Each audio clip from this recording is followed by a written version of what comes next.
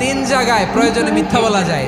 এক নাম্বার, আপনার ওয়াইফকে খুশি করার জন্য, সে একটু এরকম না বলে একটু কৌশল করে বললে খুশি হবে, ওটা বলা যায়। দুই নাম্বার, জীবন মরণের ব্যাপার, যান বাঁচানোর জন্য একটু কৌশল করে ঘুরিয়ে বললেন, এটা জায়েজ। তিন নাম্বার, দুইজন ঝগড়া লাগছে, তাদেরকে মিলিয়ে দেওয়ার জন্য কৌশল করে একটু মিথ্যা বলা, ঘুরিয়ে বলা যায়। দুইজনের মধ্যে দেখলেন যে সম্পর্ক খারাপ, একজনরে বললেন, ভাই সে তো ওই দিন আপনার ব্যাপারে অনেক প্রশংসা। কি আমার ব্যাপারে প্রশংসা? কি বললো? এই বললো আপনি নাকি এই করছেন ওই করছেন, অনেক প্রশংসা। লোকটার মন খুশি হয়ে যাবে তার ব্যাপারে, ঠিক কিনা?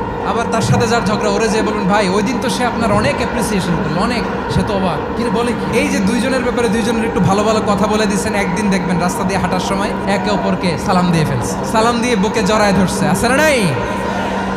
আবার মিলমিশ হয়ে গেছে। কিন্তু আমাদের স্বভাব হইলো, দুই প্রতিবেশী যদি একসাথে বসে একসাথে হাঁটে, দূর থেকে দেখলে আমাদের জলে, আছে না নাই? ঘটনা কি? এই দুইটার মধ্যে এত মিল কে? এই দুইটার মধ্যে গিরিঙ্গি লাগানো যায় কিভাবে? আল্লাহর কাছে তওবা করেন, এই মানসিকতার জন্য আমরা না, আমরা মিলিয়ে দিব।